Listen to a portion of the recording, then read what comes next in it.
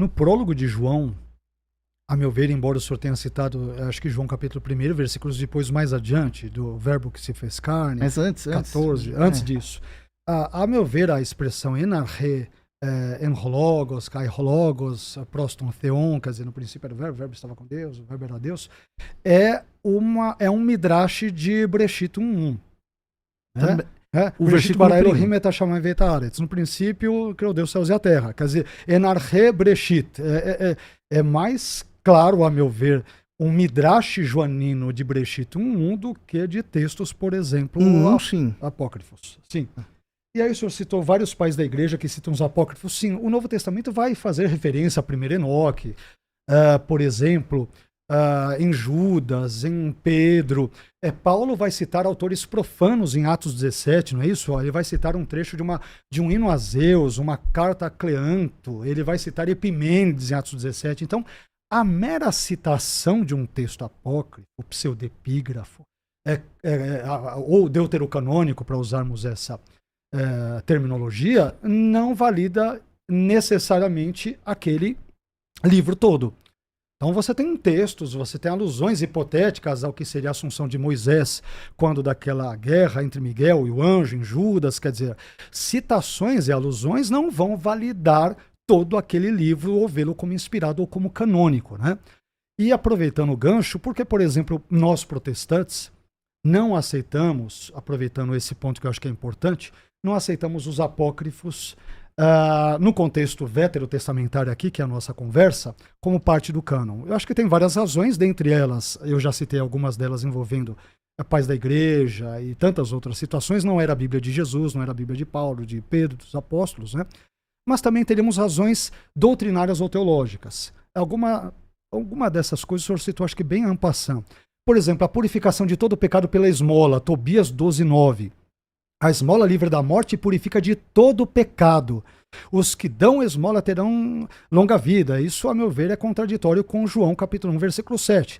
Mas se andarmos na luz, como ele na luz está, temos comunhão uns com os outros, e o sangue de Jesus Cristo, seu Filho, nos purifica de todo pecado.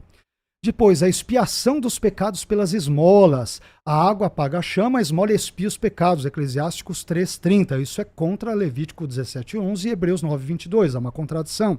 A oração em sacrifício pelos mortos, no famoso texto de 2 Macabeus 12, versículos 44 e 45, que o Novo Testamento não vai se referir a isso em nenhum momento, até o Antigo e Novo Testamento não vai citar. Razões geográficas, erros geográficos. O livro de Tobias, ele diz que entre a cidade de Rages, que era situada na montanha, e a cidade de Ecbatana, que estava localizada no meio de uma planície, haveria não mais do que 2 dias de caminhada, conforme Tobias 5:6. Porém, Ecbatana está situada a uma altitude de 2.000 metros, sendo muito mais alta que Rages, e além disso há uma distância de 300 quilômetros entre essas cidades, ou seja, nós temos um erro aqui, portanto, geográfico. Razões históricas. Nabucodonosor, ele é visto nos apócrifos como reinando sobre a Síria e Nínive, e a própria Bíblia de Jerusalém vai admitir em nota, apesar das ressalvas que o senhor fez, sem dúvida, estou levando-as em consideração, mas a própria Bíblia de Jerusalém vai dizer: Nabucodonosor, rei da Babilônia, nunca foi chamado de rei da Síria e nem reinou em Nínive, né? Então nós temos também um problema histórico. Razões literárias. Nós temos a existência de histórias lendárias, ou seja, um exorcismo através de um peixe, a explosão de um dragão e o transporte de um profeta, no caso Abacuque, pelos cabelos desde a Judeia até a Babilônia para levar uma quentinha ali. Acho que é um dos primeiros casos de delivery ali, presentes ali naquele contexto apócrifo. Então, além disso, nós temos razões proféticas. O próprio livro de 1 Macabeus 9:27 vai se referir ao seguinte fato: foi esta uma grande tribulação para Israel, qual não tinha havido desde o dia em que não mais aparecera um profeta no meio deles. Quer dizer, dá a entender o texto que não apareceu um profeta naquele período, no contexto todo de 1 Macabeus 9:27, e que, portanto, isso apontaria para um silêncio profético, por exemplo, no contexto dos apócrifos, que é a mesma perspectiva judaica no período interbíblico. Não estou me referindo ao contexto aqui neotestamentário. Mas aí, de forma geral, estes seriam os itens aqui também para passar a bola para o senhor, padre. Bom, a citação desses textos no Novo Testamento, primeiro Enoque, Assunção de Moisés, etc., de fato, não canonizam os textos num total. Quem canoniza os textos é a igreja. No sentido de que nunca primeiro Enoque foi entendido pela igreja como um escrito, mas nem nos comecinhos. Primeiro Enoque, até pelos judeus, já era rejeitada, mesmo no contexto farisaico, que era, digamos assim, um pouco mais... propalavam escritos, especialmente no século I. Quando o senhor fala de Bíblia de Jesus, Bíblia dos Apóstolos, etc., mais uma vez, para mim é uma retroprojeção, porque a ideia de um cânon fechado não havia para os judeus no tempo de Jesus. Os saduceus acreditavam num cânon, os fariseus acreditavam em outro. Hoje, por exemplo, existem pesquisas falando de Jesus como fariseu, o senhor sabe disso, né? E que, portanto, através desta via possam indicar alguma coisa, porém, me parece que nunca vão... Paulo era fariseu. Paulo era fariseu, e nunca me parece que vai muito além disso, né? Porque as deduções aqui acabam sendo non sequitur. O senhor fala de, por exemplo, quando no livro de Tobias diz que a esmola apaga os pecados. 1 de Pedro 4,8. A caridade cobre uma multidão de pecados.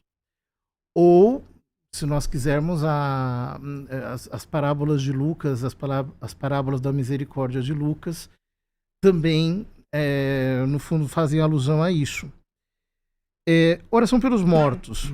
Outra coisa que está presente na igreja desde muito cedo. Isso se vê nas catacumbas, isso se vê em vários documentos, mas no próprio Novo Testamento, Paulo ora por Onesíforo, que já está morto. Erros geográficos. Erros geográficos estão presentes em diversas passagens da Escritura. Pequenos erros, né? O famoso de Marcos 7,31, 11,1, certas imprecisões. Isso acontece, né?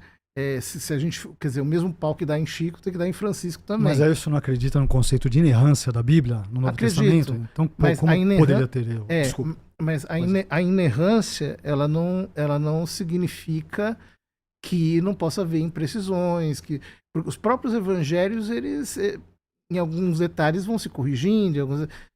Não dá para falar de uma completa incorreção do ponto de vista material. Nenhum teólogo bíblico sério consideraria as coisas assim. Mitologia. Bom, que Jonas ficou 3 dias e 3 noites dentro do ventre de um peixe, muita gente vai considerar mitologia. Eu creio que é literal.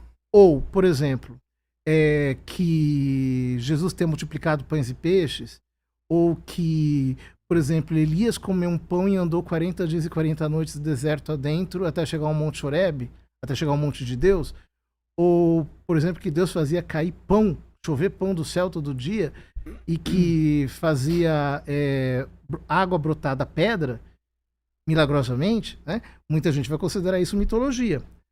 Então, mais uma vez, o mesmo pau que dá em Chico, dá em Francisco, né? Se um delivery não pode chegar num livro deuterocanônico, por que ele pode chegar com os corvos levando carne na boca de Elias na beira da torrente do Carite? Então, isso não é critério de canonicidade. O critério de canonicidade está no uso que a igreja faz e nos escritos que ela recebe como inspirados. Se nós pegarmos, por exemplo, o episódio de Marcião, que foi exatamente o primeiro recorte histórico que nós temos de discussão sobre cânon na história da igreja. Verdade. Marcião rejeitou boa parte do Evangelho de Lucas, o resto do Novo Testamento, com exceção de 10 cartas de Paulo. Rejeitou todo o Antigo Testamento. Como é que a igreja definiu que Marcião estava errado?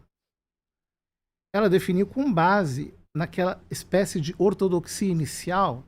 Alguns autores falam de proto-ortodoxia que havia, que permitia a igreja dizer, não, isso aqui não pode ser um escrito apostólico, porque, por exemplo, defende que a matéria é má. ou porque depõe contra a humanidade santíssima de Cristo, ou de vez em quando aparece alguma polêmica envolvendo algum escrito apócrifo, como o Evangelho de Tomé, porque diz que a mulher é má. Então, com base nessa proto-ortodoxia, a igreja rejeitou esses livros, e não o contrário.